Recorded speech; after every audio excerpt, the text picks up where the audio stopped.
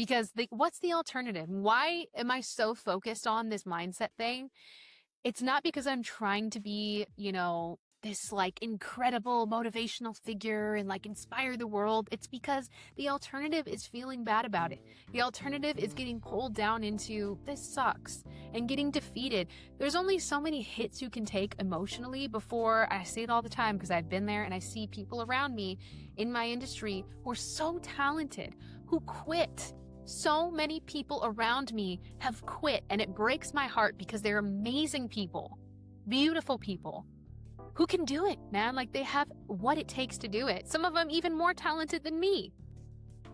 And I'm pretty talented. No, I'm kidding. But it's heartbreaking to see it. And I know it's because they're just taking these hits, they're taking these losses, they're taking these failures, and they're not transmuting it into something that they can use. They're just allowing it to pull them down, and understandably.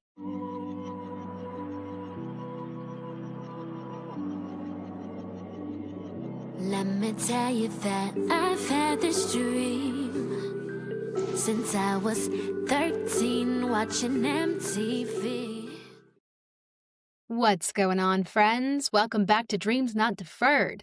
I wanted to talk about positivity today because I often get comments about how I'm so positive and optimistic and how people, just wish they could be so happy and upbeat like me. And I appreciate those words, that it's, a kind thing to say, and I receive it. So thank you. But I really want to explain why I am that way, how I became that way, because I don't want people to think that I'm a special unicorn. I am. I'm a special unicorn, but not in the sense that I am magical or somehow just stronger and more resilient than you are, No, that's not the case. I actually became incredibly positive and resilient and happy, joyful, out of necessity, okay? And I'll get into that in a minute, but it was out of necessity. It wasn't like I just, came out the womb like, woohoo, sunshine and rainbows. It was quite the opposite. But also, I want to make it very clear that my positivity, my confidence and this bright energy that people say I have, that is not why I have been successful in a lot of areas. Because I feel like a lot of people think if I just think happy thoughts, if I'm just positive and I just believe, that's what makes me successful. It's a huge piece of the puzzle, for sure. Being positive, having a good attitude, it's incredibly helpful when it comes to business, when it comes to every area of life, but it is not the only piece of the puzzle. And so I want to make it clear that happiness and positivity and being, upbeat, it leads to a happier, healthier, more peaceful life. Yes. It has changed my life for the better. It has made everything in life more enjoyable. And it's made the ups and downs of business easier to maintain, but it has not created success. Okay, so you can be the happiest person in the world and be broke as hell. We also know somebody who is very, very kind, very happy, who is like, you know what, I don't need much, I'm like humble and I'm totally satisfied with where I am, but yet they can barely pay their bills. And they actually are stressed about their bills and how, like they barely can afford to pay rent and eat. So we want to be happy and successful, right? That's where we want to be. So I wanted to make it very clear that, if you're not a bright and shiny optimist, that doesn't mean that you're not going to be successful. Okay. But if you want to be more bright and shiny optimist, yeah, I can attest to the fact that it does make life a lot more beautiful, right? But back to the necessity part. Why do I say that it was a necessity for me to become an optimist? Well, I remember having my first panic attack in high school. There's a lot going on in the family, a lot of stressful stuff happening in life, and I was doing terrible in school. There was just a lot on my head. But I remember the first time I had a panic attack, absolutely nothing was wrong. We had a banquet for the cheerleaders that I used to coach. I was a cheerleading coach, and it was a family business, right? So All my family was around me. It was like a really nice event, really simple, nothing wrong. And I just remember feeling like the walls were closing in on me. Like everything was getting smaller and my heart started racing. And I just felt like I have to get out of here. I have to get out of here now. Like I'm in danger. Made no sense. I just remember running out of that room, and that was one of many panic attacks I had. I never went on medication. I just didn't feel like that was right for me. I did get on ADHD medication. I got on Adderall because they told me I had ADHD, which in hindsight, I think they were doing the best thing that they could at that time with the information they had. But knowing what I know now, it was me hating school, feeling like there was no point to me being there because I wanted to be a singer and songwriter when I was in junior high. So I was like, what am I doing here? It had to do with me having absolutely no motivation, inspiration, and passion. Um, and, that's not an excuse, but there were a couple other factors, but it wasn't that I couldn't pay attention. That was not the case. Anyways, I struggled with anxiety for years, man. It wasn't really until my mid 20s that I sort of got a hold on it. Depression was in and out too. It was definitely not as severe as the anxiety. I'm really lucky. A lot of people in my family have suffered from pretty serious depression. Runs in the family, right? Schizophrenia runs in the family. Other mental disorders run in the family. So I was like, okay, let's get a head start on this. And so I remember the last panic attack I had, the last serious one I had. Oh gosh, I think it was like 2016 or 17, around that time. Since then, I've had a few incidences where I like really got worked up, really got in fear, and my heart rate shot up and my blood pressure shot up. But more, I'd say, in the normal, like, I am just really scared right now because I'm freaked out about going under for a surgery kind of thing. Like that's a little bit more in the category of I am feeling anxious and I'm scared versus an anxiety attack, right? So yeah, I suffered from that for many, many years. And I was never a super negative, pessimistic person, but I definitely had a victim mentality at that age.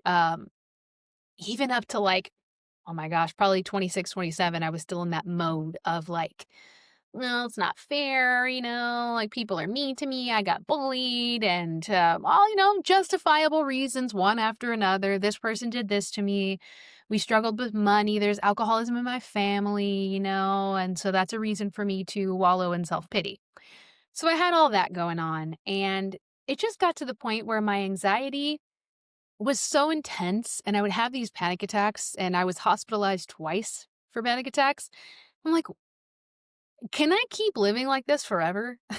I mean, sure, I can get on medication, and I started getting into meditation, and that definitely started to help. Exercising consistently helped, all that, but it just felt like something drastic needs to change.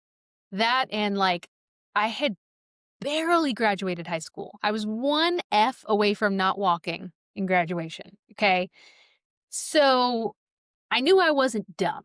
Okay, I am genuinely terrible at math. I normally don't say limiting things, but I don't care whether or not I'm good at math. Sorry, brothers. My brothers are super good at math and they love it. I love you guys, but I don't like math. So I don't care to say that I'm not good at it. Anyways, I knew I wasn't an idiot, but my life made it look like I was an idiot. Like, I know it sounds harsh because you're not an idiot if you have anxiety. That's not what I mean. But there were just so many circumstances and things that were going in a direction that was like, this is not me. Like I cannot be this far away from my own joy when, like, yes, there are some justifiable reasons for me to, say like, oh, I've had a lot of trauma, whatever, but like not to the level that of people I know who have, you know, really disturbing things in their past. And that is not to minimize things I went through or say that it's not okay for me to feel some type of way about it. But point being, it just felt like there's no way that this is the rest of my life.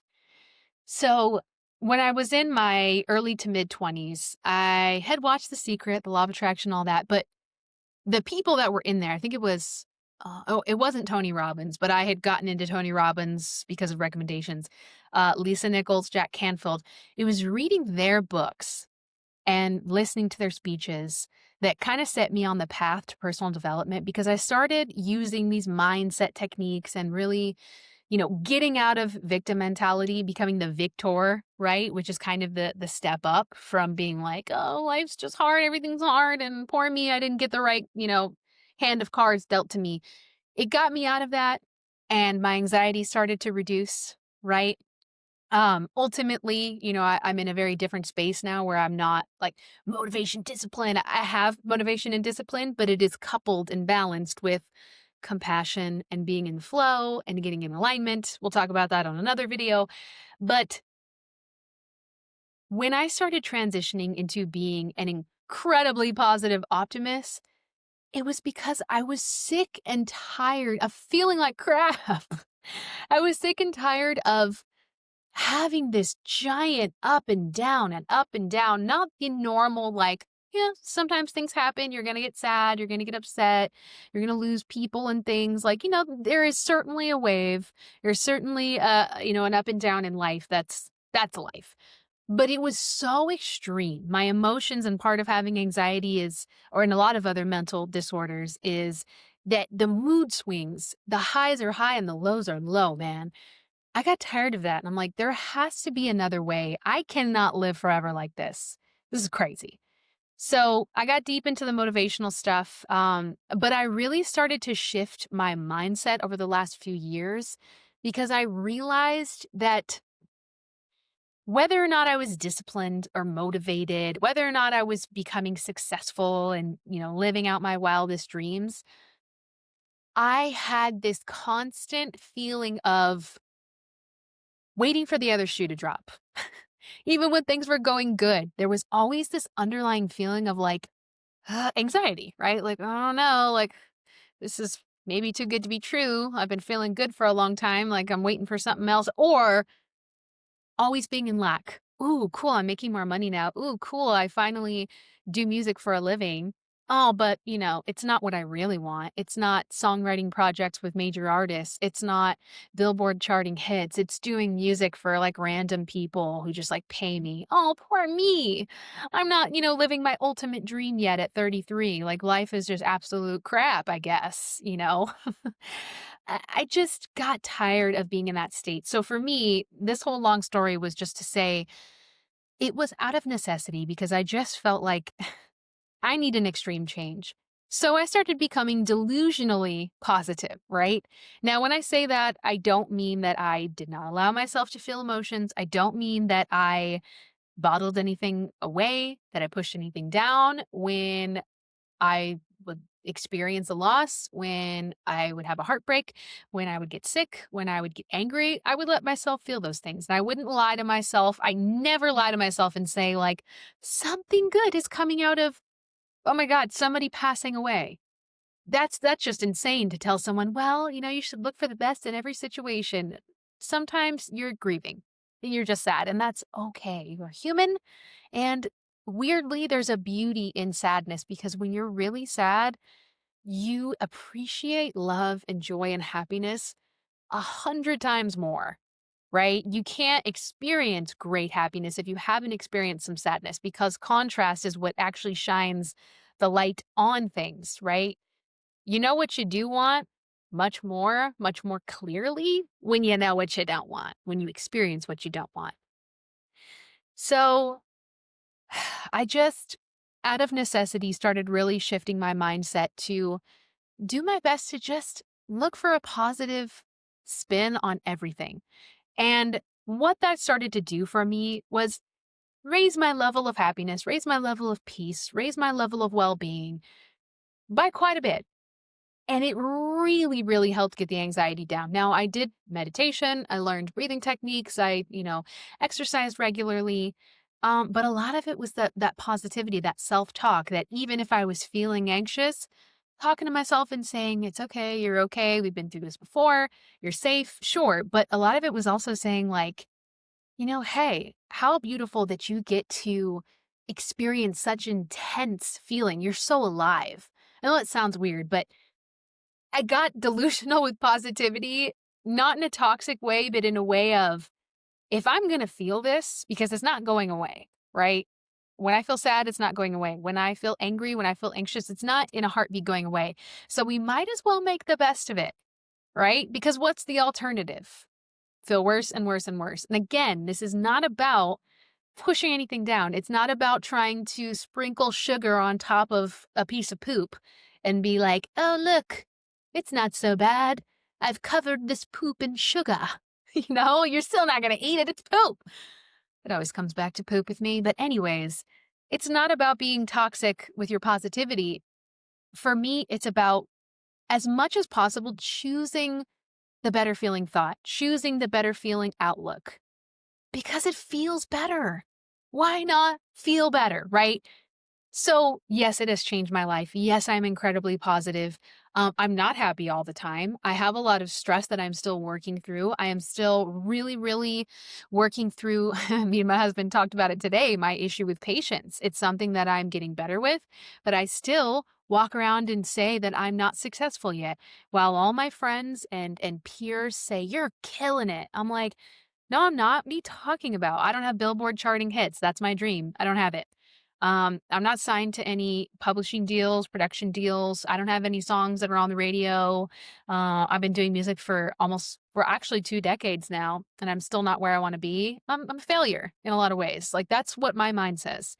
And other people say, well, you're crushing it. You just started voice acting.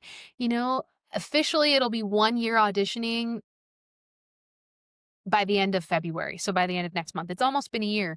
To me, I was supposed to be full-time signed to the biggest agencies within 1 year. I was going to do that because I was ready and I put in work. I did everything they told me. So I'm like, I got this. I've heard a lot of my coaches say that they got full-time in 1 year. So of course I'm going to do it because I work hard. Didn't happen. Didn't happen. Unless it happens in the next couple weeks, which is totally possible. And hey, I have gotten signed to some production companies on the voice acting side. Grateful for that. But point being, I have a, this sounds so crazy to say. My brain goes to the negative first. For the first 5 seconds, my brain goes catastrophe, right? If someone tells me that someone's in the hospital, oh my God, they're going to die. Like, it's an immediate catastrophe thought. That's anxiety, right? That's the mental health that kicks up. That's like, oh, hey, see, I told you life isn't safe. So the positivity for me is spinning back and saying, hey, do we want to go down that route? We can still feel anxious, but choose to see a positive outlook. Okay, I'm rambling. I don't even know where I was going with all this, or where I am in terms of where I want to go with the rest of the video. But okay. So all of that has improved my life emotionally so much. But it has not made me successful in terms of progress, movement forward, gaining more clients, growing my business, achieving my goals. It makes you happier. It makes you feel better to be positive. It just feels good, but it does not create success. It is a piece of the puzzle because, sure, when you're more confident and more joyful and happy, you're more likely to stick to things. You're more likely to be able to work for, a couple extra hours because you're in a good state of mind. People like you. People want to do business with you. It helps. But ultimately, I feel like what's been my biggest superpower and in gaining success in certain areas is the power of what I call transmutation. I love using dramatic words. Other people will call it the power of pivot.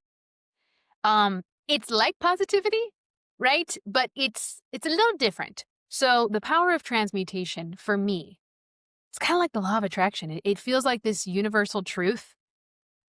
And the best way to explain it is, rather than just being positive when a negative situation comes up, when you don't quite get what you want, when you're stuck, when you want to achieve something but you don't know how to do it, when you lack clarity, rather than just being positive, which is, that's okay, something good will come out of this. That's all right. We can still have a good day, right? That's trying to feel better, and that's great. Let's do that. But transmutation is saying, I don't like this. Okay. Let's zoom out for a second. How can we use this to our advantage? Right? What can we get out of this? Not in a gimme, gimme, gimme way, but in a way of like, this did not go well. What did we learn from this? What could be an incredible lesson from this, no matter how big or small, that will help us grow? How can this make me feel stronger as a person? How can this make me better in business? How can I take this and transmute it into motivation, into inspiration? It's taking the piece of poop. Yes, you sprinkle a little bit of sugar on top of it when you do positivity. But you know what? Let's scratch the sugar analogy. Okay, we got a piece of poop, and you spray something that makes it smell not so bad when you're positive. Okay, I can't believe I'm doing this right now with the poop thing, but you spray a little air freshener. Now it doesn't smell so bad when you're being positive. Transmutation is being like, okay, how can we go put this in an appropriate place where it can be in a soil, in a compost pile that actually helps the earth and, helps the ecosystem to grow plants, right? That is transmutation in the most me way possible, is talking about it with poop. But seriously though, it's not just being ha ha ha happy go lucky. It's saying I might as well use this because what's the alternative? Why am I so focused on this mindset thing? It's not because I'm trying to be, this like incredible motivational figure and like inspire the world. It's because the alternative is feeling bad about it. The alternative is getting pulled down into this sucks and getting defeated. There's only so many hits you can take emotionally before I see it all the time because I've been there and I see people around me in my industry who are so talented who quit. So many people around me have quit, and it breaks my heart because they're amazing people, beautiful people who can do it, man. Like they have what it takes to do it. Some of them even more talented than me. And I'm pretty talented. No, I'm kidding. But it's heartbreaking to see it. And I know it's because they're just taking these hits, they're taking these losses, they're taking these failures, and they're not transmuting it into something that they can use. They're just allowing it to pull them down, and understandably, sometimes it's something so traumatic that it's nearly impossible to see any other lesson you can learn, any other positive aspect of it. I get that. And that's a time where you go to therapy, you do what you do to emotionally cope with the situation. But if you can transmute it in some way and use it as fuel to grow, to learn, let me think of a quick example. Um, well, God, with my music career, and I will do a full video on my whole story and how my failure for 2 decades has made me the happiest I've ever been. We'll get into that next time, I think. But long story short, I have been working on my music career for 2 decades because I'm 33 now. I was 13 when I first got serious, right? I started writing poetry when I was younger. I started singing when I was younger, but I didn't get serious about like literally looking at Michael Jackson and Beyonce and saying, that is what I want for my future until I was 13. I started really getting serious at that age, and I did the Hollywood thing. I was out in LA for 7 years. And longer than that in terms of like driving back and forth from the IE, which is Southern California. It's like an hour-ish from LA, but driving back and forth, even when I didn't live there, I was auditioning. I was doing everything that I was told to do to try to become a famous singer and songwriter, right? I hustled. I was grinding. Anyone who knows me, who's been with me for a while, can attest to the fact that I freaking put in the work. I tried. And I did believe in myself. I had a lot of insecurity. There's a lot that I would change if I could go back. But for the most part, I did the things, right? And wow, that was heartbreaking. Wow, I got hit so many times with disappointment and feeling like, what's the point? Like this is all I've ever wanted to do. I never thought about taking my life or anything like that, but I just so many times got to a point where I was like, this feels like it's what I was brought on this earth to do. So it's not happening. What does that mean? Does that mean that I'm a loser? Does that mean that I'm doing something wrong? It was very difficult emotionally. Talk about depression. There were a lot of periods where I just felt like I had no purpose if this thing wasn't working out. I remember a relative of mine one time asking me, well, I mean, you don't wanna be, like, broke out on the street, like, why don't you have a backup plan? And I remember just in a heartbeat saying to them, "I don't care. I'd rather be really broke and, be a starving artist than be doing something I don't wanna do." And that shut them up real quick, and they were like, "Oh, okay. Oh my gosh, she's crazy." But all of that, you'd think it was heartbreaking. You'd think after all that time and still not being where I wanna be with music, I'd be sad. I would have given up. I would have quit. The reason I have not quit, and I don't feel dejected, although I did for very many years, and I felt jaded and sad and depressed at times, but the reason I have not given up when it comes to music, it's not because I'm amazingly resilient and positive and some special person, right? Or I'm stronger than anyone else. The reason I haven't quit and these other people have that I started with is because I've zoomed out enough to see that there must be a way to transmute this energy. And also, anyone I've looked up to, with the exception of a few who popped off at 17 because, the circumstances were just right. They got a record deal before they were even 18 and cool for them. But for the most part, people who have created incredible success have had the story of struggle, ups and downs, thinking they made it, getting taken away, thinking they made it, getting it taken away, right? Lady Gaga has that story. Katy Perry has that story. They got signed and then they got dropped. Imagine being told you have your dreams right in front of you that, signed to the biggest record label. And you're like, Mom, oh my God, I got signed to Epic Records or, whoever it was at the time. And you start working on songs, your first album with the record label, and you get dropped. Can you imagine? Like, they say it's better to have loved and lost than not to love at all, but, like, I don't know. When it comes to success, that sounds awful, right?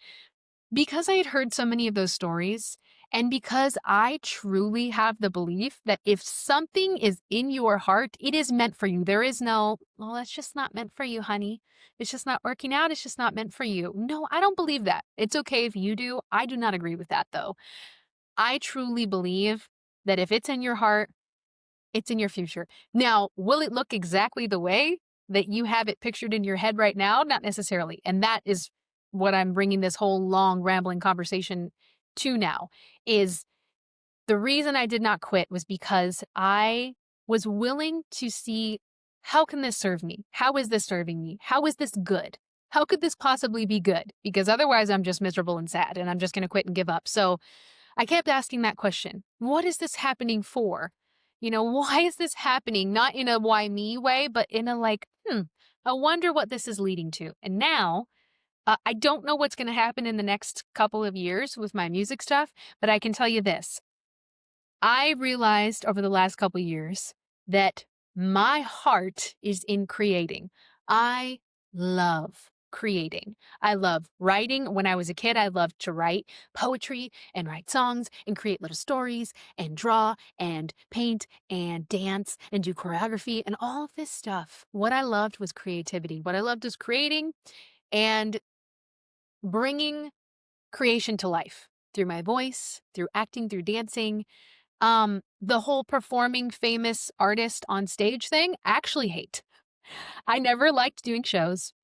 I did tons of shows. Now, they were fun, okay? And I know I've talked about this so many times, but I had fun on stage sometimes, like, because, yeah, it is a good time. And sure, I like to sing, but not even a third of the amount of joy that I get from creating, right? So, anyways, I had that realization that all of those years I had held on to this image and this dream because I thought I wanted to be Beyonce, Michael Jackson, because I had insecurity issues. So my drive was coming from a need for validation, right? Which is not a healthy way to set goals. I wanted to be validated so bad, right? Whereas when I was a kid, I just wanted to create. And like, yeah, get attention for it. Hell yeah, nothing wrong with that. But I realized that all this time I was chasing validation versus chasing the artist life, right? The lifestyle of pure magical being in creation mode all the time and like, hell yeah, making a lot of money. I want to make more money than I've ever made, in 1 month this year. Like my goal is to make my annual income in 1 month. That is my goal, right? But all of this failure really showed me that when your intentions aren't in alignment with what you really want, like if your heart is telling you, I want to live this beautiful life where I want to experience this, this, and this, and I want to feel this way, but your brain is telling you, I want this based on an egotistical, version of what you should want in life, that's going to cause a lot of unhappiness. And I think there is a smarter part of me. Some people want to call it God. Some people just call it their, unfiltered self, the self that is not tied down by chatter and opinions of other people. There was a part of me that like knew that I was on the wrong track, but I didn't want to admit it. And it was like I was too deep in to change. So I was like, well, we're just gonna, keep gripping on to something that is literally like poking holes in my skin. We're just gonna keep holding on to this dream that doesn't feel good anymore because, we said we were gonna do it. We gotta prove that we could do it. Again, insecurity. My dream was coming out of needing people to tell me, good job, you're amazing, wow.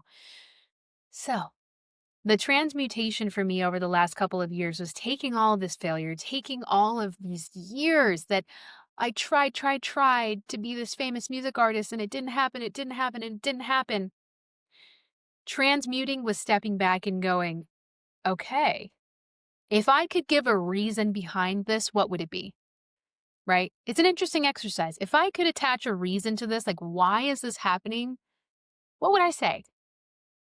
Not based on research, not based on what other people think, but what is the first thing that comes to mind? And the answers have blown me away.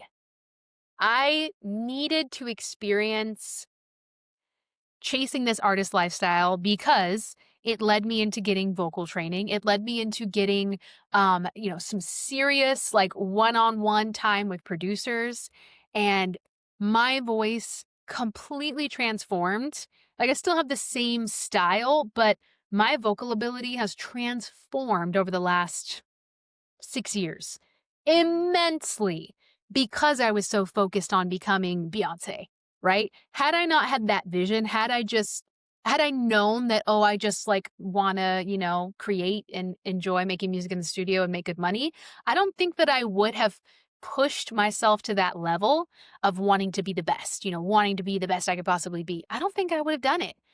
And my voice would have never grown the way it did. I would not have gotten the confidence I have now if I didn't go out on stage so many damn times, even though I didn't really love performing that much. It certainly made me not afraid to be on stage and to speak because I'm singing, talk about speaking is scary in front of people, singing and being worried about hitting the wrong note. That's a lot worse, or falling in heels. Okay. I was in a girl group and we wore high heels. So that's a lot scarier. Had I not had those experiences, I would not be the person I am today, right? I would not have the confidence. I would not have the skill level that I have now, right? So that's a huge part of it. But I also feel like all of that time, even though my focus tends to be on the failure, man, I had a lot of fun. I made so many amazing connections and relationships, some of which I still, nurture. And I got to, like, be in LA. I would have never gone to LA and lived there for 7 years. I would have stayed in my small little tiny town that didn't even have a movie theater or a mall, never experienced, like, real food outside of, fast food and, American Mexican food, American Chinese food. Nothing outside of that. I would have never expanded if I didn't go to LA and chase that dream, right? So, man, I love the version of myself that is unfolding now. It would not have happened if I did not fail for 2 decades. If I would have gotten the record deal, gotten Billboard charting hits early on, my dream was that by 17, because I think that was like, Beyonce and a lot of these other artists, that was like Sierra, she got on at 17. So had I gotten that success at that age, I would not be the same person. Sure, it's possible I could have grown and learned, these lessons in different ways, but I don't think I would be the same. I think I would have gone down a very different path. I think there would have been a lot more darkness in my life because I was so insecure, because I didn't really know what I want. I would have been desperate to say yes to any opportunity, right? At the sake of not literally selling my soul, but like signing away any chance to have creative rights. Like there's just so much that I'm like, wow, I'm so glad that this all happened. So, transmutation is not about just being an optimist, being positive and look on the bright side. It's about taking it and saying, I can either feel like crap about this or I can feel sad and disappointed and I can see how is this working for me? That's what transmutation is, and I think is more powerful than the law of attraction. It is literally pivoting at every turn. You're still gonna cry. You're still gonna go, that hurts. I lost that opportunity. I lost that job. I lost that client. I didn't get picked for the audition. But it's going, cool, but I learned something. Cool, but I learned something. Cool, but I learned something. And even if you can't think in the moment of like, anything that you can take away from it, there's something. You'll realize it 3 years from now. You'll go, huh, you know what? I'm kind of glad I had that experience. Maybe it's as simple as I'll tell you one recently. I went and took a workshop with this casting director who her credits are incredible. And she's amazing. She's incredibly talented. I am not putting any judgment on her or shaming her or talking bad about her, but I put her on this pedestal emotionally, mentally, like, oh my God, I have to impress her. I'm going to read, video game scripts in front of her. Like, I'm like, if I do really well, she'll ask me for my demo and then she'll, help me get signed to an agency. Right. I always have like this vision of like, it's happened to other people, so it'll happen to me. So I went into this, and because I put her on a pedestal, I was so freaking nervous. I do this every day. You know how many video games I've done at this point? I never get nervous for auditions. When it's in front of other people, I get more nervous for sure. Like there's a little bit of like, "Ooh," everyone's like watching me in the booth or they see me on Zoom, but I don't get nervous. Every time I go in with one of these casting directors, I'm shaking because I've set this expectation that I need to impress them. But anyways, I bring this up because the experience was not initially positive. Okay. This person surprised me. They were very, how do I say this without being judgmental? Because my intention is not to be judgmental. I had pictured this big shot executive to be like this, like, pretty laid back, kind of happy. Like, I mean, shoot, you're successful. You have your dream life, your dream job. You're killing it. I would be happy. She seemed very unhappy. She seemed very grumpy, just kind of disgruntled and kind of a mess. And again, I'm not trying to be disrespectful, but from my view, my judgmental eye, I felt like, wow, she like pulled up all grumpy. She was honking at people. She just seemed like an unhappy person. And then she went on to rant about the industry for like an hour and how jaded she is because of XYZ. But she actually had a successful career. She's very successful now. She's a nice person, and again, she's very talented. She knows her crap. But I remember sucking in my read. I was bad. Not terrible, but I was not me. I went in with this expectation that I was going to slay it and she was going to be like, wow, you're amazing. I want to sign you. That's not how it went. And I wasn't cocky, but I was like, I know I'm good. I know I can do this. But I went in and I bombed. So I was disappointed with myself. I was angry with myself that I did a bad read, that I let myself get so nervous. Like, really? You got nervous in front of the one person who you were trying to impress. Anyways, I was disappointed in my performance. And then just the whole rest of the day, I remember just thinking like, that's not the experience I wanted to have. Even if I crushed it and did a good job, I just felt like this person, you know, it's not what I expected. Like, don't meet your heroes because you might be disappointed. That's kind of how it went. And this is not, again, a diss on her. It's just what I learned from that situation, even though initially it sucked and I was disappointed and it didn't go how I wanted it to go, was that I needed to stop putting people on a pedestal. What a beautiful realization. That's what I learned from that. It was still disappointing. It still hurt. I was still angry with myself. I was still sad. Um, but this realization shifted.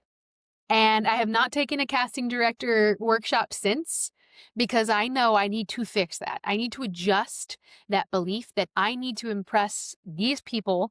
That's what I did with my music career for nearly 2 decades, was like, I just need to impress these people at the right time and then I'll get my shot. That mentality puts everything and everyone on a pedestal above me, and I will never feel like I'm enough if that is my mentality. So, anyways, I've talked long enough, but the point is transmuting negative situations and being positive. Remember, the positivity is what makes you feel better, but the transmutation is what actually changes failure, negativity into results, into fuel, into something you can use and grow from. So, yes, I am positive. But that is not what makes me successful. Transmutation is. And now I remember where I got transmutation from. It's Full Metal Alchemist Brotherhood. If you're an anime fan, you know. Okay, that's probably where transmutation came from. And now I'm like thinking of like the hand signals they did. I'm not throwing gang signs. This is not Illuminati. If you watch Full Metal Alchemist Brotherhood, you know what I'm talking about. They talk about transmutation, and literally you're like transmuting energy. Anyways, I've rambled so much. But I love you if you're still listening. Thank you. I'm exhausted. I'm going to bed now, darling. I will see you again soon, my friends. Goodbye.